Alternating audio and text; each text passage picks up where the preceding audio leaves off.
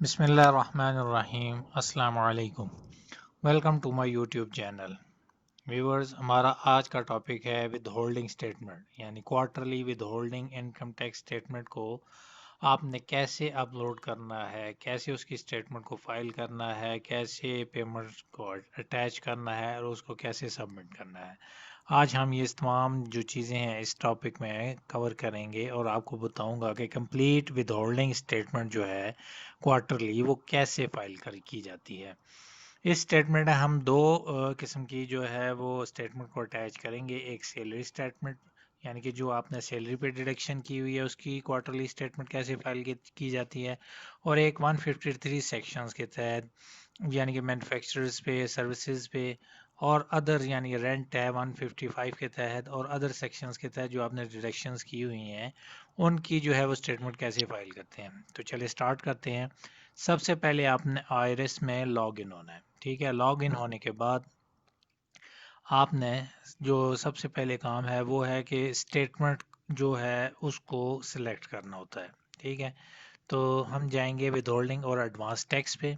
यहाँ पे आप फर्स्ट कॉलम में अगर देखें तो यहाँ देखें ये क्वार्टरली और बाई एनुअली स्टेटमेंट्स आ रही हैं। ठीक है, तो यहाँ पे अगर आप चौथे नंबर पे देखें तो क्वार्टरली विद होल्डिंग ओरिजिनल और उसके नीचे क्वार्टरली विद होल्डिंग रिवाइज्ड।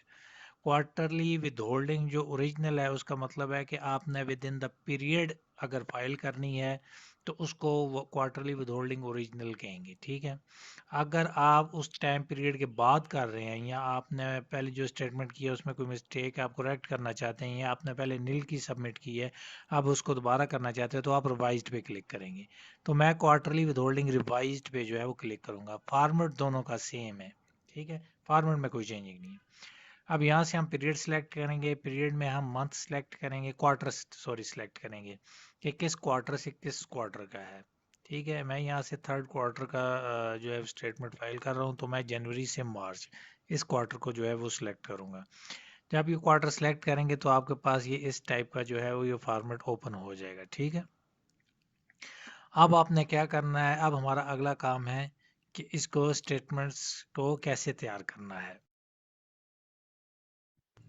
सबसे पहले आपने इस विंडो को क्लोज करना है। विंडो को क्लोज करने के बाद आपने इनवाइस मैनेजमेंट में जाना है। इनवाइस मैनेजमेंट में जाने के बाद आपने सेल लेजर को ओपन करना है। सेल लेजर को ओपन करने के बाद आपने डोमेस्टिक ट्रांजैक्शंस में जाना है। इसमें जाने के बाद आपने ये डाउनलोड सेल इनवाइस टेम्पलेट इसको क्लिक करना है। ये ऐसे क्लिक करेंगे तो ये तमाम एक्सेल के जो टेम्पलेट्स हैं वो इस फाइल में पड़े हैं। आपने यहाँ से विदहोल्डिंग का टेम्पलेट उठाना है। आप स्क्रॉल करके नीचे आएंगे तो ये सब पे सेकंड लास्ट पे जो है विदहोल्डिंग टैक्स स्टेटमेंट का टेम्पलेट जो है वो एक्सेल फाइल पड़ी है। आपने यहाँ से इसको डाउनलोड करना है। डाउनलोड करने के बाद जो है वो आपने इसको ओपन कर लेना है।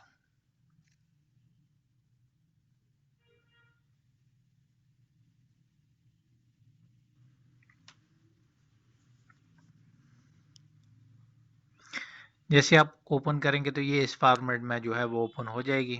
मैंने आपने इसमें जो है वो डेटा पुट करना है। मैंने ऑलरेडी इसमें डेटा पुट करके रखा हुआ है। ठीक है, इसमें जो फर्स्ट कॉलम है वहाँ पे आपने registration number, NTA number, CNIC number डालना है, लेकिन याद रखें सीएनआईसी नंबर विदाउट डैश के डलेगा और एनटीएन का लास्ट डिजिट और डैश, यानी कि डैश और डैश के बाद डिजिट वो नहीं डलेगा।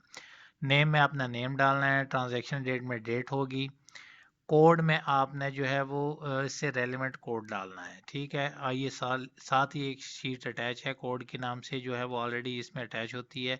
यहाँ पे तमाम किस्म के जो है वो कोड और विद परसेंटेज जो है वो दिए हुए हैं। ठीक है, यानी कि विदहोल्डिंग के तमाम कोड्स इस शीट में अवेलेबल है। आपने जो भी कोड जिस परसेंटेज के तहत काटा है वहाँ पे आपको मिल जाएगा। यानी कि यहाँ पे 153 के, 155 के, तमाम अदर सेक्शंस के, सैलरी के तमाम कोड यहाँ पे पड़े हुए हैं।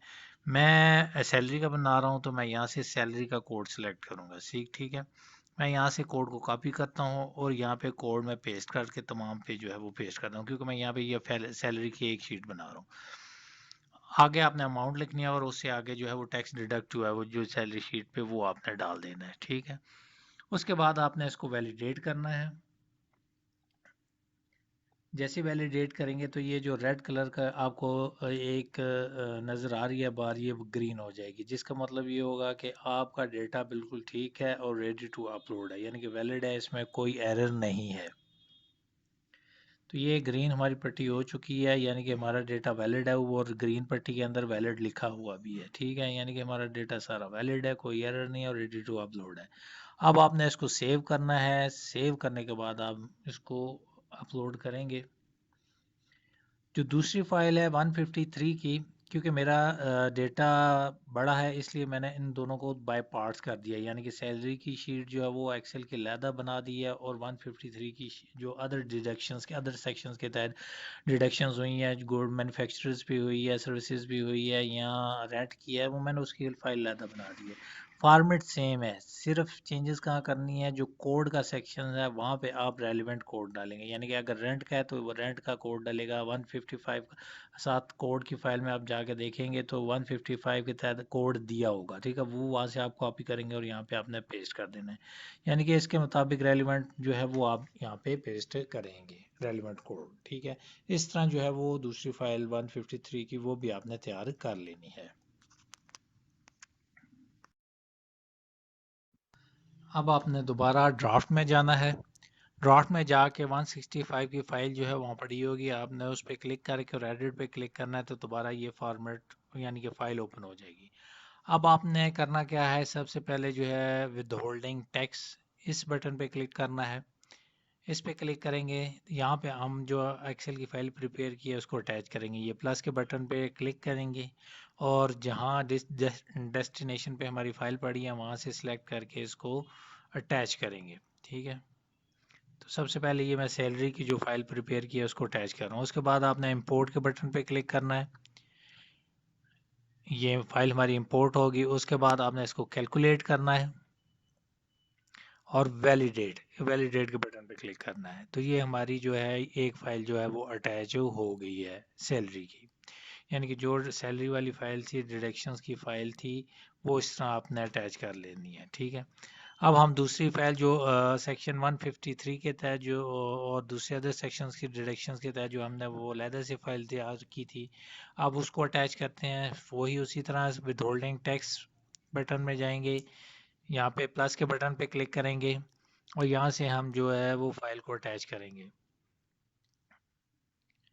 इंपोर्ट करेंगे, कैलकुलेट करेंगे और वैलिडेट के बटन पे क्लिक कर देंगे। ये हमारी दोनों जो फाइलें वो अटैच होगी। अब देखने के लिए विद होल्डिंग समरी पे जाएं तो ये देखें, आप यहाँ पे जितनी फाइलें भी अटैच करेंगे वो यहाँ समरी में आ रही हैं। ठीक है, अब मैंने यहाँ पे सैलरी की जो है वो फाइल अटैच की है, एक अंडर सेक्शन 149 के तहत वो भी आ रही है, और दूसरी 153 के तहत की है वो भी आ रही है। ठीक है, ये दोनों फाइलें हमारी आ रही हैं। आप डेटा में जाएंगे,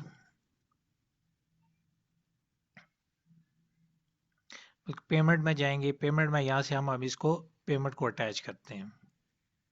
ये प्लस के बटन पे क्लिक करेंगे तो ये तमाम जो पेमेंट जो है वो आपने सबमिट कराई हुई है वो ये सामने आ जाएगी। अब यहाँ से आपने इसको सिलेक्ट करना है, आगे सिलेक्ट का बटन दिया हुआ है, जस्ट आपने इसको क्लिक करेंगे तो ये देखें, इस छोटी विंडो के पीछे जो बड़ी विंडो है इसमें ये ऐड होती जा रही हैं। आपने यहाँ से तमाम जो है पेमेंट्स को सिलेक्ट कर लेना है।